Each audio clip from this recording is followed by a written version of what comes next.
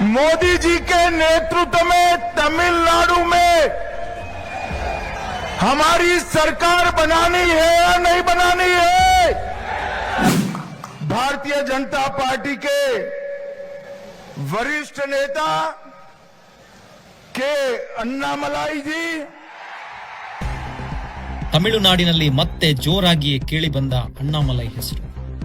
ಅಧಿಕಾರ ಇದ್ದರೂ ಇಲ್ಲದಿದ್ದರೂ ನಾನೆಂದಿಗೂ ಜನರ ನಾಯಕ ಎಂಬುದನ್ನ ಮತ್ತೊಮ್ಮೆ ಸಾಬೀತುಪಡಿಸಿದ ಯುವ ನಾಯಕ ಅಣ್ಣಾಮಲೈ.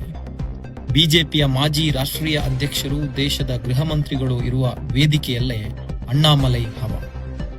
ತಮಿಳಗ ವೆಟ್ರಿ ಕಲಗಂ ಒಂದು ಕಡೆಯಾದರೆ ಡಿಎಂಕೆ ಇನ್ನೊಂದು ಕಡೆ. ಈ ಎರಡು ಪಕ್ಷಗಳಿಗೂ ಟಕ್ಕರ್ ಕೊಡೋದಕ್ಕೆ ಮತ್ತೆ ಅಖಾಡಕ್ಕೆ ಇಳಿದ ಅಣ್ಣಾಮಲೈ.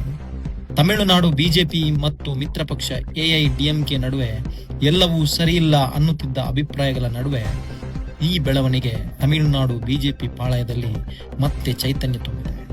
ಹಾಗಾದ್ರೆ ತಮಿಳುನಾಡು ರಾಜಕಾರಣದಲ್ಲಿ ಇರುವ ಪ್ರಸ್ತುತ ಸ್ಥಿತಿಗತಿಗಳೇನು? ಯಾರ ಪರ ಇದೆ ಜನರ ಒಲವು? ವಿಜಯ್ ಅವರ ಅಬ್ಬರದ ಪ್ರಚಾರವೋ, ಡಿಎಂಕೆ ಸ್ಟಾಲಿನ್ ಅವರ ರಾಜಕೀಯ ರಣತಂತ್ರವೋ, ಅಣ್ಣಾಮಲೈರವರ ಅಭಿವೃದ್ಧಿ ಮತ್ತು ಏಕತೆಯ ಮಂತ್ರವೋ, ಮೋದಿ ಅಲೆಯೋ, ಒಟ್ಟಾರೆ ಗೆಲ್ಲುವವರು ಯಾರು? ಈ ಎಲ್ಲ ವಿಚಾರಗಳ ಬಗ್ಗೆ ಇವತ್ತಿನ ವಿಡಿಯೋದಲ್ಲಿ ಮಾತಾಡ್ತಾ ಹೋಗ್ತೀನಿ. ಸ್ನೇಹಿತರೆ, ಈ ತರದ ಕರೆಂಟ್ ಅಫೇರ್ಸ್ ಮತ್ತು ಇಂಟ್ರೆಸ್ಟಿಂಗ್ ಟಾಪಿಕ್ ಗಳ ಬಗ್ಗೆ ನಿಮಗೆ ಅರ್ಥವಾಗೋ ರೀತಿಯಲ್ಲಿ ಹೇಳುವಂತ ಪ್ರಾಮಾಣಿಕ ಪ್ರಯತ್ನ ನಮ್ದು. ವಿಡಿಯೋ ಇಷ್ಟ ಆದ್ರೆ ಲೈಕ್ ಮಾಡಿ, ಇಲ್ಲ ಅಂದ್ರೆ ಡಿಸ್ಲೈಕ್ ಮಾಡಿ. ಏನೇ ಸಲಹೆ ಇದ್ರು ಕಮೆಂಟ್ ಮಾಡಿ ಅಂತ ಹೇಳ್ತಾ ಬನ್ನಿ ಇವತ್ತಿನ ವಿಡಿಯೋನ ಶುರು ಮಾಡೋಣ. ನಮಸ್ತೆ ಕರ್ನಾಟಕ, ನಾನು ನಿಮ್ಮ ದಿನಕರ್ ಅಂಚಲ್.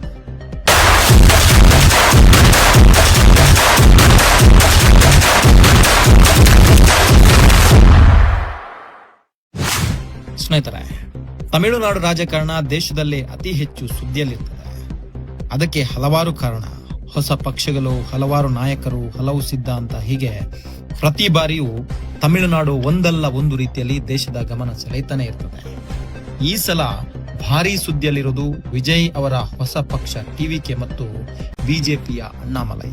ಇಬ್ಬರು ಯುವ ನಾಯಕರು. ಒಬ್ಬರು ಸಿನಿಮಾ ಕ್ಷೇತ್ರದಿಂದ ರಾಜಕೀಯಕ್ಕೆ ಬಂದವರಾದ್ರೆ ಇನ್ನೊಬ್ಬರು ಆಡಳಿತಾತ್ಮಕ ಸೇವಾ ವಿಭಾಗದಿಂದ ಬಂದವರು.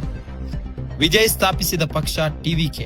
ಅದರಲ್ಲಿ ಅವರೇ ಆರಂಭ, ಅವರೇ ಅಂತ್ಯ, ಅವರೇ ಎಲ್ಲವೂ. ಹಾಗಾಗಿ ಅಲ್ಲಿ ನಾಯಕನ ಬಗ್ಗೆ ಅದರ ಬೆಂಬಲಿಗರಿಗೆ ಕ್ಲಾರಿಟಿ ಇದೆ. ಆದರೆ ಅಣ್ಣಾಮಲೈ ವಿಚಾರದಲ್ಲಿ ಹಾಗಿಲ್ಲ. ಅವರು ಆಯ್ಕೆ ಮಾಡಿಕೊಂಡ ಪಕ್ಷದಲ್ಲಿ ಎಲ್ಲವೂ ಹೈಕಮಾಂಡ್ ನಿರ್ಧರಿತ. ನೀನು ಈಗ ಅಧ್ಯಕ್ಷನಾಗು ಅಂದ್ರೆ ಆಗ್ಬೇಕು, ಅಧ್ಯಕ್ಷ ಸ್ಥಾನ ಬಿಟ್ಟು ಕೊಡು ಅಂದ್ರೆ ಬಿಟ್ಟು ಕೊಡಬೇಕು. ಹೀಗೆ ಬಿಜೆಪಿಯ ಈ ದ್ವಂದ್ವ ನೀತಿಯಿಂದ ಅತ್ತ ಅಣ್ಣಾಮಲೈಗೂ ಕ್ಲಾರಿಟಿ ಇರಲಿಲ್ಲ, ಅವರ ಬೆಂಬಲಿಗರಿಗೂ ಕ್ಲಾರಿಟಿ ಇರಲಿಲ್ಲ. ಅದೇ ವಿಚಾರಕ್ಕೆ ಕೆಲವು ಸಮಯಗಳ ಮಟ್ಟಿಗೆ ಅಣ್ಣಾಮಲೈ ಸೈಲೆಂಟ್ ಆಗಿಯೇ ಇದ್ರು. ಆದ್ರೆ ಈಗ ಮತ್ತೆ ಎದ್ದಿದ್ದಾರೆ. ಮತ್ತೆ ಅಖಾಡಕ್ಕೆ ಇಳಿದು ಐ ಆಮ್ ವೈಟಿಂಗ್ ಅಂತಿದ್ದ ವಿಜಯ್ಗೆ ಐ ಆಮ್ ಕಮಿಂಗ್ ಅನ್ನುವ ಸಂದೇಶವನ್ನ ಜೋರಾಗಿ ಕೊಟ್ಟಿದ್ದಾರೆ.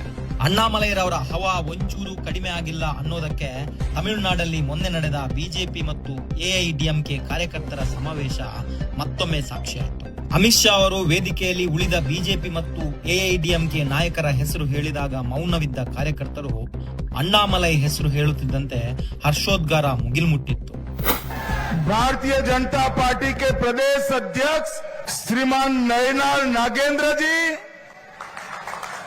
भारतीय जनता पार्टी के वरिष्ठ नेता के अन्नामलाई जी, तमिलनाडु. ಈ ಹಿಂದೆಯೂ ಅಮಿತ್ ಶಾ ಅವರಿಗೆ ಅಣ್ಣಾಮಲೈ ಕ್ರೇಜ್ ನ ಅನುಭವ ಆಗಿತ್ತು. ಈಗ ಮತ್ತೆ ಅಣ್ಣಾಮಲೈ ಕ್ರೇಜ್ ಜೋರಾಗಿ ಇದೆ. ಎಐಡಿಎಂಕೆ ಬೆಂಬಲ ಮತ್ತು ತಮಿಳುನಾಡಿನಲ್ಲಿ ಬಿಜೆಪಿಯ ಉಳಿವಿಗಾಗಿ ಅಣ್ಣಾಮಲೈರವರನ್ನ ಪಕ್ಷದ ಅಧ್ಯಕ್ಷ ಸ್ಥಾನದಿಂದ ಕೆಳಗಿಳಿಸಿದ ನೋವು ಅಮಿತ್ ಶಾ ಅವರಿಗೆ ಈಗಲೂ ಕಾಡುತ್ತಿದೆ ಅನ್ನುವಂತಿತ್ತು ಅವರ ಭಾವ. ಅಣ್ಣಾಮಲೈ ಅಧಿಕಾರಕ್ಕಾಗಿ ಬಂದವರಲ್ಲ, ಅವರು ಜನರಿಗಾಗಿ ಬಂದವರು.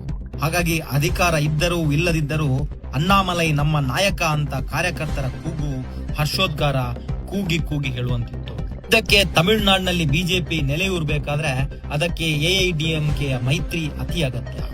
ಏಕಪಕ್ಷೀಯವಾಗಿ ಬಿಜೆಪಿ ತನ್ನ ಸ್ವಸಾಮರ್ಥ್ಯದಿಂದ ಗೆಲ್ಲುವುದು ಅದು ತಮಿಳರ ನೆಲದಲ್ಲಿ ಕಷ್ಟ ಸಾಧ್ಯ.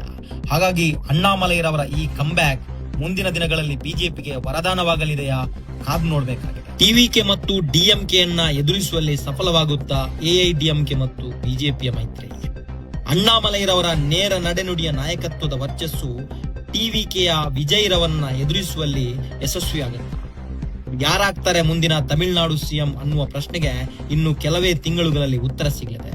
ಒಟ್ನಲ್ಲಿ ಯಾರು ಬೇಕಾದ್ರೂ ಅಧಿಕಾರ ಪಡೆಯಲಿ, ಆದ್ರೆ ಆ ರಾಜ್ಯಕ್ಕೆ, ಅಲ್ಲಿಯ ಜನರಿಗೆ ಮತ್ತು ದೇಶದ ಏಕತೆಗೆ ಒಳಿತಾಗ್ಲಿ ಅಂತ ಹೇಳ್ತಾ, ನಿಮ್ಮ ಪ್ರಕಾರ ತಮಿಳುನಾಡು ನೆಕ್ಸ್ಟ್ ಸಿಎಂ ಯಾರಾಗ್ಬೇಕು?